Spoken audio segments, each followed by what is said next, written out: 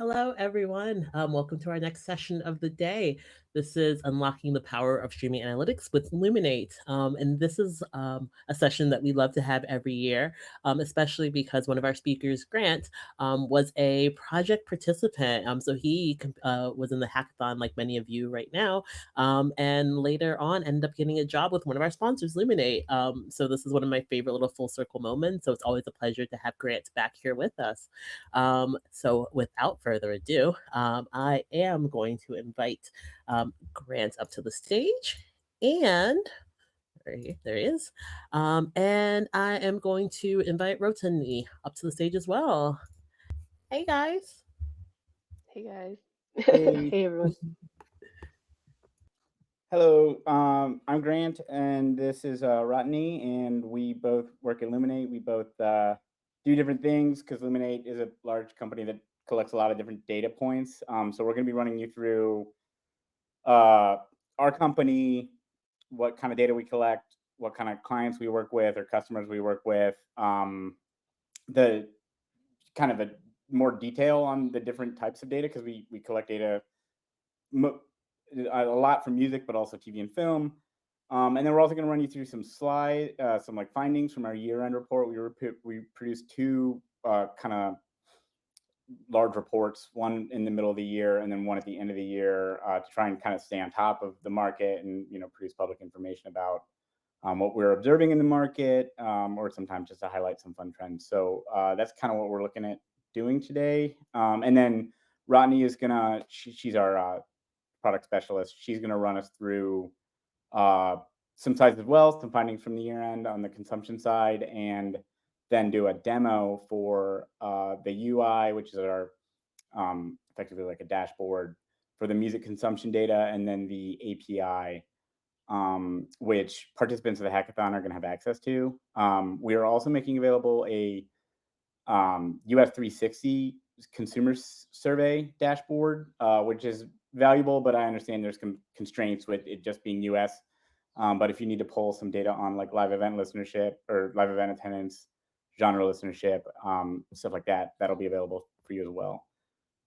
So I guess we'll do the intros.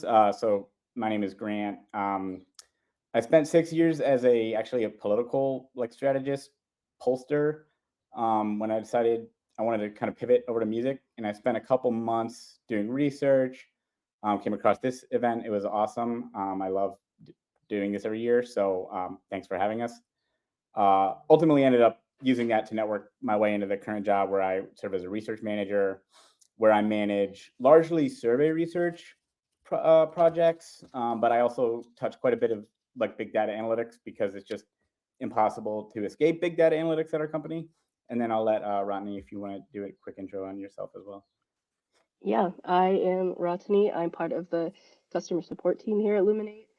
I graduated from Cal State Long Beach, and I have a background in like business analytics, and I'm relatively new to the music industry. So learning a lot from Grant and my team, getting associated with like some of the terminology and everything. So it's really great experience working here at Luminate. And yeah, I mean, I remember my college days back in doing hackathons and kind of getting experience and seeing things in a different light. So happy to be here. Nice. So this is just our company mission statement, which is to build the entertainment economy's most essential, accurate, and objective data and make it accessible to everybody. We're trying to collect data across, like I said earlier, entertainment, and we're always looking for more data partners or more data sources that we can use to integrate into our analyses. We have exclusive data partnership agreements with the DSPs, so we get fed data directly from all the DSPs, and then we work closely with Billboard on the charts, and because we have a partnership with Billboard where we provide the data for them. We've been doing this since like 1992. The company has gone through several iterations. It was at one point Nielsen Music, and then there was an Alpha Data. There's a long history, but now we're Illuminate. We rebranded in 2022, and I like the brand. I think it's cool. And So we're also kind of like trying to, again, in addition to collecting data, trying to observe and be more prescriptive about what's going on in the market. So not just saying this happened last month, but saying we've analyzed 100 things that have happened last month, and we think that this is going to happen next month. So there's some more data points. I'll probably try and move through these reasonably quickly, but we collect 21 trillion data points annually. There's a lot of songs that get uploaded in DSPs, and we're processing that at the daily level across like 70 countries, 60 to 70 countries. And then also what we do, collect survey responses, where we collect tens of thousands of responses every year on thousands of variables. And so there's a lot. And then one thing that we probably won't talk as much about here, but another side of our business is we have a streaming video model that effectively serves as listenership time spent on streaming platforms by title. So kind of serving as a corollary to our music consumption data. And then we also have a TV and film metadata company or group that they collect metadata on studios, producers, screenwriters, talent. They aggregate box office data. And so we have a foothold in both music and film and TV. And, obviously we are tangential to things like sports and gaming as well, but it's TV and film and music are kind of our bread and butter.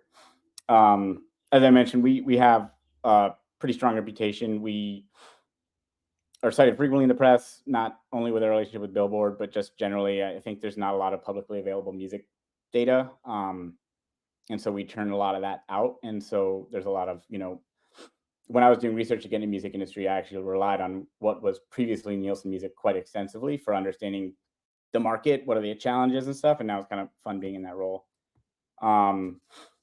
So who we work with and what solutions we offer. Sorry, I'm just checking my time. The solutions we offer, we work really closely with the DSPs. Obviously, that's kind of inherent in the partnerships that we've built with them. We also work with them as customers across different business verticals and stuff like that. It includes like brand health tracking, helping them plan their marketing campaigns, helping develop products, and then obviously like audience development, retention, and churn. We also have, like I mentioned earlier, the TV and film, media and entertainment stuff.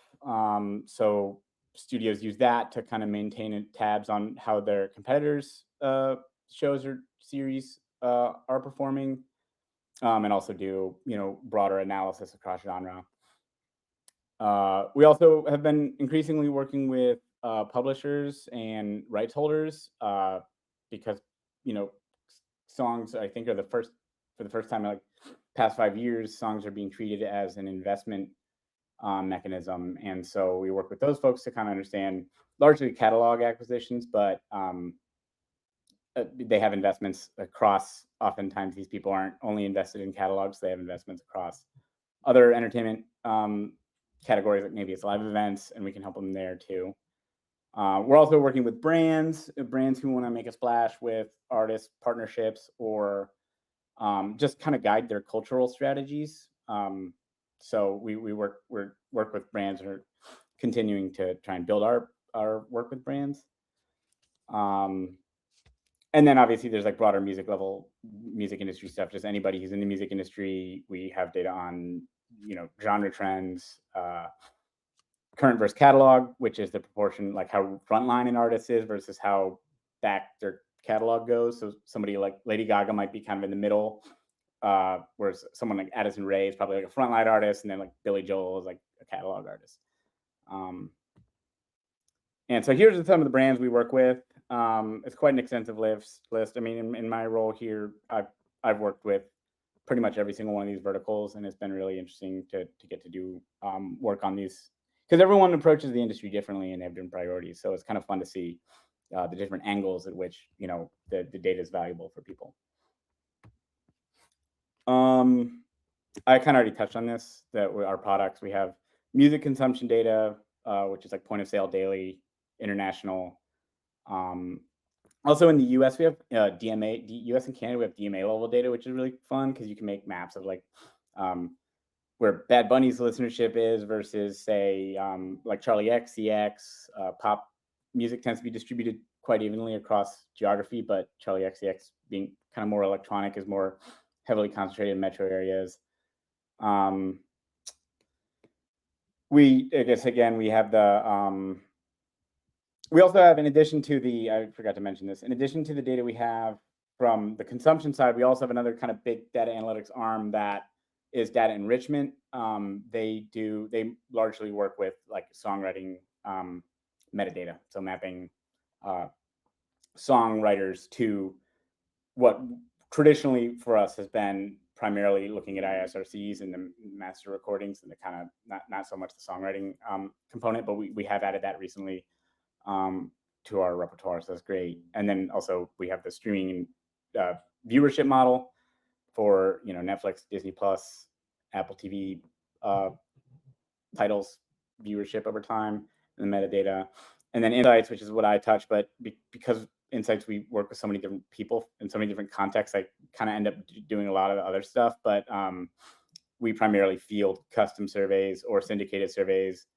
One of the products that you have available in Hackathon is the US Music 360, which is kind of what I would say is like a music census, effectively. I think it's the most comprehensive recurring set of data on music consumer behaviors. And it goes back to 2020. And that asks things like genre listenership, again, live event attendance, brand product category purchasing. So, if you're like Toyota, people who like Toyota, we can run that over their genres to see, inform what kind of partnership makes sense for an auto company. We also have another product, and I'll get to that. So for the music consumption, we have the UI and the API, which are going to be available for you guys.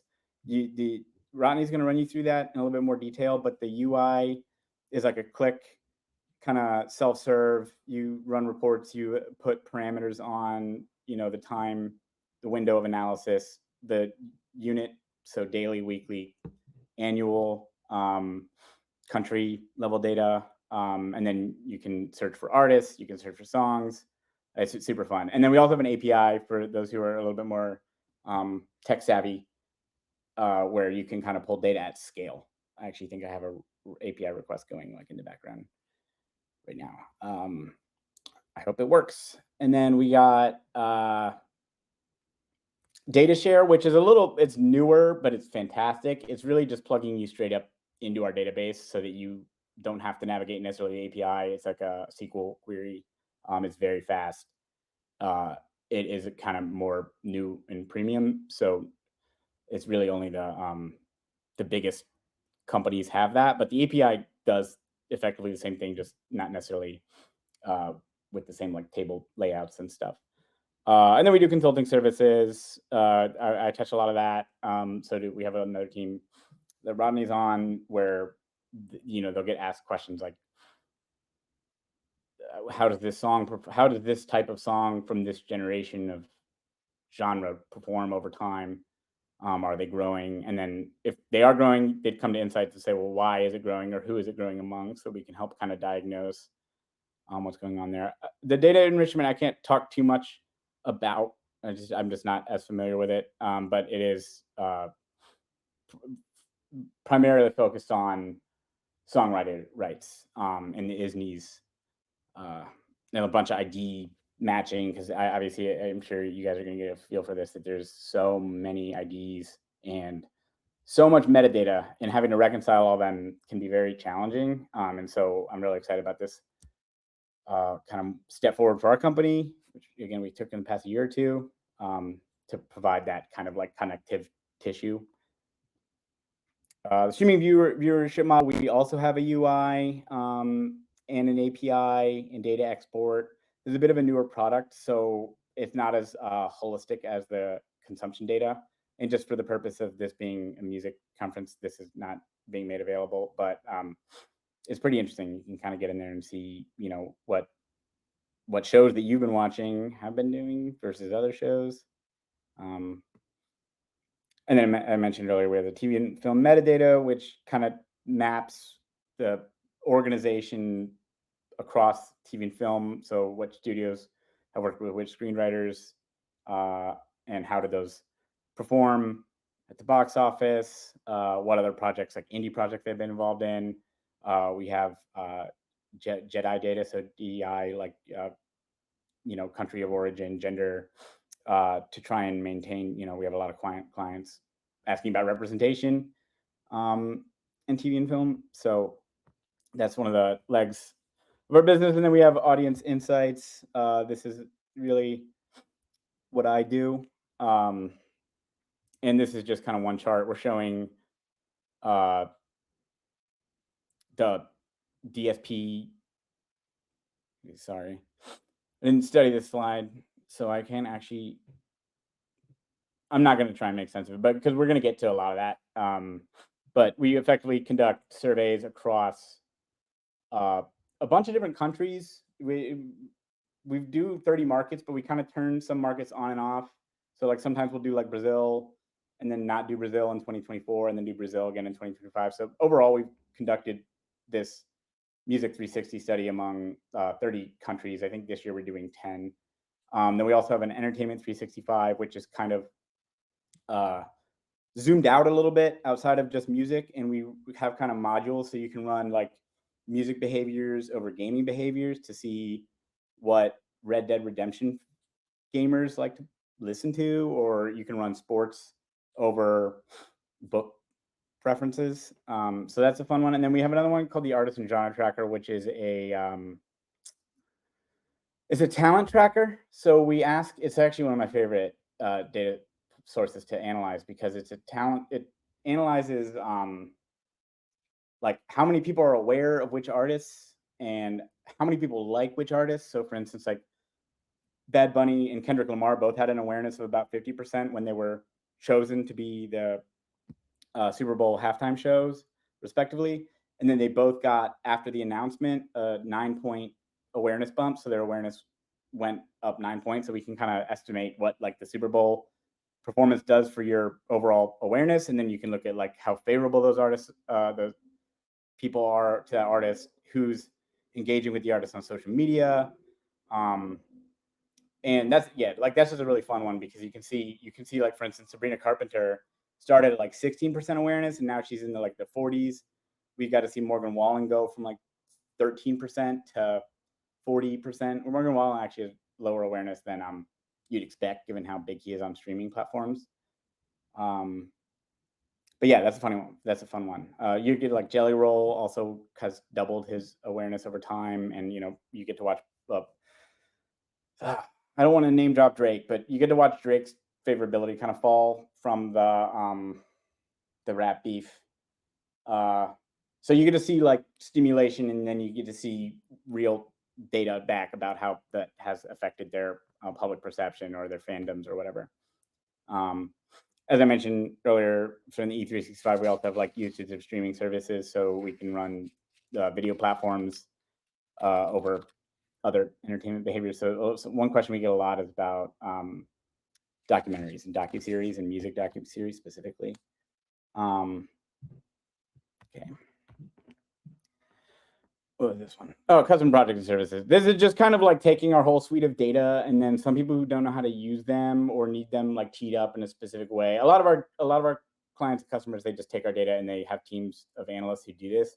But if you don't really have that technical capability, or you don't really know what angle to approach the analysis, we kind of work closely to help you either set up a research design that makes sense and then conduct the analysis, or we'll just straight up do it for you and present it for you in whatever context that is necessary. So now we're going to get into the year-end report, and I'm going to try and keep it moving. So this is growth in premium share by region. Obviously, a big priority, especially as the U.S. market has started to kind of slow down. That international premium market share grows because that's really a substantial revenue driver for the music industry, and so we kind of keep tabs on that. Obviously, as you can see, the U.S. and Canada premium share is not really pretty much the entire Anglosphere. the growth is kind of stalled out, but we're seeing rapid growth in LATAM, especially Mexico and Brazil, Europe, some of like France and Spain and Italy have been like kind of late adopters, but Northern Europe we're really obviously with Spotify in Sweden being really early adopters. So Europe's not a monolith there. And then Asia Pacific, that's just been very interesting to watch, not only because of the streaming premium growth rate, but their ability to export music and how it travels from Japan to Korea, which are otherwise Japan's and India are both very isolated markets, but there's some, some say trade relationships between East Asian and Southeast Asian music that kind of now obviously coming to the United States with things like K-pop Demon Hunters. One of the examples that we can do is of like the type of analysis we can do in the context of premium DSP listenership is like look at who isn't currently paying for a DSP but might in the future. And I think when I first started doing this analysis, that my assumption was like country music was going to really pop, and kind of the genres that still rely on radio or physical were going to be the next like opportunity. But it actually, the people who are most likely to sign up for a DSP or exhibit a willingness to sign up for a DSP are much more similar to people who are already paying for DSPs, because by nature they're closer to that threshold. And so hip hop, and there's still ample opportunity, I guess is what the slide is saying, among genres that are already kind of streaming facing or streaming forward. Like hip hop is probably the most represented or overrepresented, I should say, genre on streaming. But that's kind of changing with country, right? Because you got a whole new generation of country artists in the US who are streaming very well. And Latin's also a very streaming heavy genre. But we also track like which DSPs people are using, and there was kind of a bit of a slowdown in 25, and we're hoping, and these data aren't necessarily huge, the Q3 25 data, but we are kind of seeing it for the first time in a while, positive news about streaming adoption, paid DSP adoption among consumers. So paid DSP, again, to reiterate why they're so important, paid DSP users account for 76% of total music expenditures in the market, but are only 42% of the total population. So I'll actually just skip that one and do this one instead. So if you run the paid DSP users over their genre, or you run people who pay for Spotify over what genres they listen to, you can actually identify, and we could also kind of sort of quasi arrive at this with the consumption data, but you can kind of identify certain genres that do better. This is monthly genre listenership on certain platforms. So like hip hop is disproportionately consumed among all paid streamers except for Amazon. And pop, Spotify, and Amazon seem to do very well. Amazon is like the dominant country music listenership home. And then Latin and EDM, YouTube is overrepresented there. Because we're just for context, we're comparing these bars to the black bar, which is what the general population does as far as behavior. So we're looking how much higher is that versus the general population to see how unique that behavior is. Another one that we didn't make it here is like classical. Jazz and classical are big on YouTube, and classical also on Apple Music, but they have a dedicated classical thing. And then, sorry, Rodney, we're running a little bit on time. One just last thing before I pass it off to you is we built this fan funnel that effectively helps us understand the contours of fandom in the United States. So you start with 100% of music listeners, and then you get to casual fans, these people who use any DSP or any streaming music service, free or paid. So that could be YouTube, that could be the free tier of Spotify, that could be Pandora. Then we have the next level. So that casual fan is 82% of the total US music listening base. Then we have active fans. These are people who pay for a DSP, or they still buy physical media, so they're still contributing kind of higher revenue for the industry, even if not through explicitly DSPs. Then we have engaged fans, and these are people who do 3 of 13 different engagement levers that we ask them about how they engage with artists. And then the super fan, which is 1 in 5 music listeners, are people who do at least 5 of 13 these activation channels. So that could be, those activation channels could be word of mouth, talking about the artist to your friends and family, most obviously buying a concert ticket to see the artist, buying merch, buying vinyl. There's a whole slew of posting, sharing their content online or interacting with their content online. So that's just kind of to get the contours there. And then if you run that same funnel but over genres, you see that different genres have different contours. And I don't know that it's too surprising for people that K-pop listeners have one of the densest concentration of super fans of any genre listenership. So 1 in 3 K-pop listeners would meet our super fan qualifications, versus just 22% of country music listeners. Last one before we pass it off. We also have this question on AI. This is a hot topic. Everyone likes talking about it. So we have like consumer comfortability with AI, and it seems like consumers are not that opposed to song instrumentals being used, or AI being used for song instrumentals. But if you see at the bottom there, new original song performed by an AI voice, there's quite a bit of opposition or discomfort with. So you have a 46% if you net those uncomfort numbers, with the 25 if you net those comfortable levels, and you get like a 20-point disparity. And then just final point on this, very interesting that if you look at these comfortability metrics by age, you see that actually this is one of those nuances where you don't necessarily just want to cut Gen Z off, right? Because there's actually quite a difference between Gen Z who are 18 to 24 versus Gen Z who are 25 to 34. Our theory for this is that 18 to 24-year-olds are currently in college, and there's a negative stigma associated with AI usage there. And then the older consumers aren't really very comfortable or open to AI usage. So with that, I will end my session here and pass it over to Rodney. Thank you, Grant. Let me share my screen.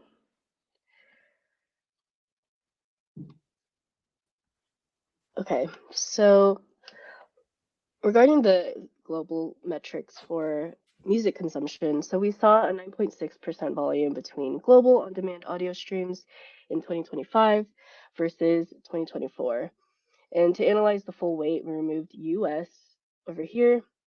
And we tend to use on-demand audio streams when we discuss consumption because it refers to the users picking the type of music they want to listen to versus its counterpart, which we consider programmed, which is music fed through an algorithm.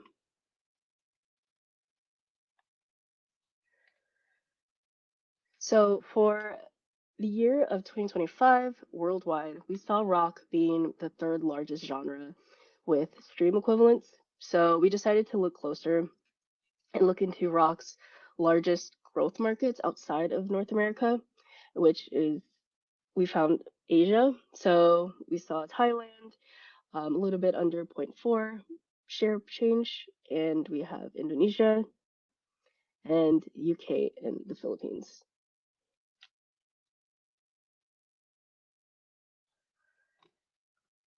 And speaking of genres, we also analyzed the US core genres of 2025. These genres mirrored what we saw at the mid-year, with 1 in 4 streams being R&B and hip hop, but with world music moving to spot number 7, with the release of K-pop Demon Hunters, Stray Kids album, etc., which both reached number 1 in the Billboard 200.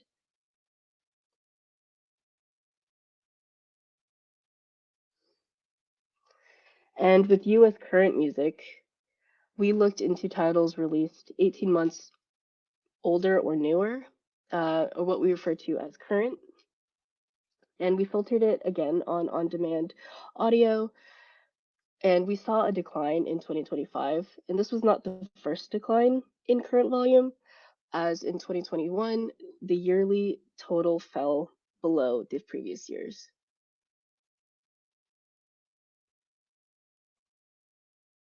And one last slide. So we're covering on the consumption side. So in the share of the US physical sales, we broke it out by strata. And vinyl sales increased for the 19th year straight, growing up to 8.6% to 47.9 million sales. We're able to see that the cassette sales were booming for the indie markets in comparison to e-commerce, along with vinyl.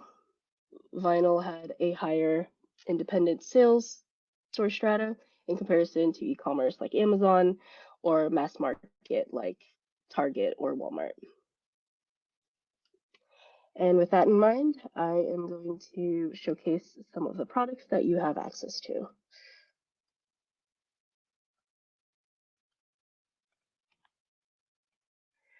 So this is our homepage.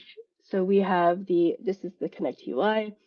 Like Grant said, it's very point and click, self-service. You're able to use it and grab data and export it, etc. So for the homepage, we have the what's trending. So we have trending artists, songs, albums and EPs, and singles. We give you access to 63 different country breakouts, including a worldwide view. So say if I were to click into Argentina, then all of these would repopulate. So I'm going to go back to the US, and then I'm going to go into the search. So you're able to search for any songs, artist, and it'll have the search results here. If you have an ISRC or say an external ID, maybe like an Apple ID, you're able to toggle the ID search here, and you should be able to search for ISRC, etc. And this would pop up here and take you to the dashboard. So I'm going to click into the artist dashboard. I'm going to show the format of our dashboards here. So it's notified that it's an artist. I'm able to see the different metadata we have, and this is collected from our DSPs and data service providers. Scrolling down, we have the different KPIs for our time range. So one thing to note is that in North America, we have data going back to week 1 of 2014. And when it comes to worldwide and different country levels, it can range, but around 2019. So since I have the current week, this is collecting all of the different consumption and KPIs for Bad Bunny, rolling up his whole discography for this time period and location.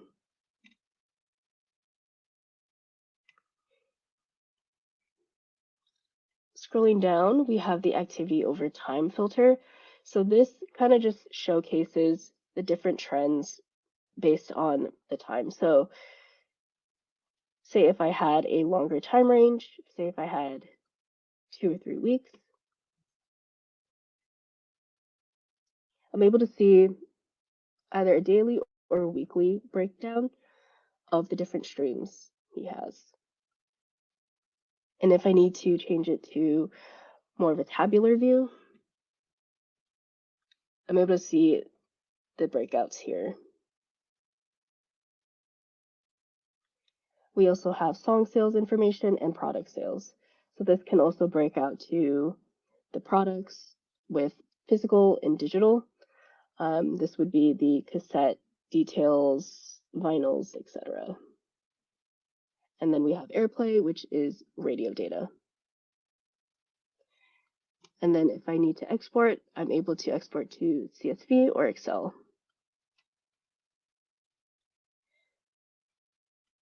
Here we have the activity by location. So we are able to see the different country breakouts based on the activity type I have selected. So United States is number 1, Mexico, Colombia, and etc. And then to see the market breakouts, we have market breakouts for US and Canada. And this you'll be able to see city data for our different metros.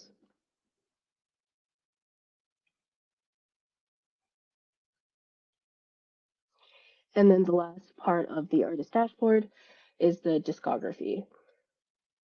So you're able to see the albums and EPs, videos, singles, etc., based on the, again, time range and location. And from here, you're able to click into the songs, and all of our dashboards across the way, all of our dashboards are in the same format, so it's relatively easy to kind of get around and get used to things. And then the last thing I do want to highlight is actually two things. So for the industry tab, you're able to pull metrics for the music industry as a whole, and based on location. So from this, you can see the top genres for the US. So it'd be R&B and hip hop and rock. And you're able to change to worldwide and kind of get in a different viewpoint of what counts as, what's popular in Argentina or what's popular in those certain countries. And then for the report builder, so we have a ranking report, and from here, you're able to kind of create your custom chart where you can rank songs, recordings, release groups, which is what we call albums, products, which is on the barcode level, and the artist. And you can rank based on whatever you're looking for. You can pull a report and export that, and then be able to further your analysis through there. So that is the UI. The last thing I want to highlight is this question mark here. You're able to search through our knowledge base. And so say if you wanted to look who our providers are, I'm just going to search data sources, and it'll showcase how to get there through our UI and some other details that I wasn't able to cover today.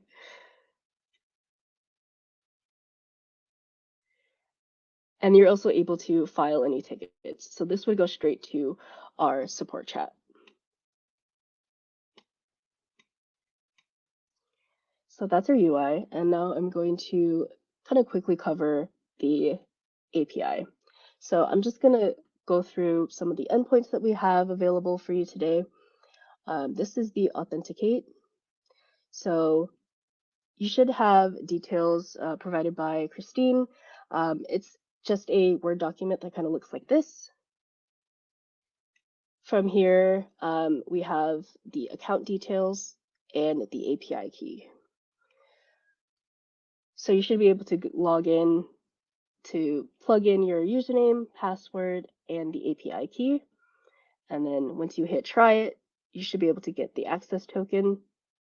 And this would be used through all of the endpoints. So I'm just going to click into some of these endpoints. So search, you are able to go through and search for any song or artist. For songs, you can search through for ISRC level and use any of the Luminate IDs and get any of the metadata. So overall, our endpoints are pretty straightforward, and you're able to get consumption for any time between what we have available and metadata alongside it. So yeah,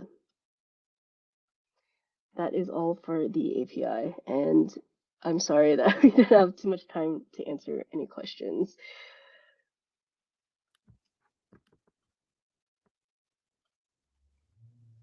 I did try to respond as many as I could just there. So yeah, we did run right into the time wall, but Hey guys. If Go ahead. we're hiring. yeah, yeah, we're hiring. There's also a link in our careers to our job listings here if you want to apply. And then if there are any questions that didn't get answered in this panel, you can email help@luminatedata.com and it'll go straight to our support chat and we can answer from there. Amazing. Well, thank you all so much. Always plenty to get through. But really appreciate you both for being here as always. Thank you all so much for the questions as always. We are going to let these guys go. You guys have a great rest of your day. Cool. Thank you guys. Oh gosh. And all right, we're gonna move on to our next session. So we'll see you all over there. Thank you all so much. Goodbye.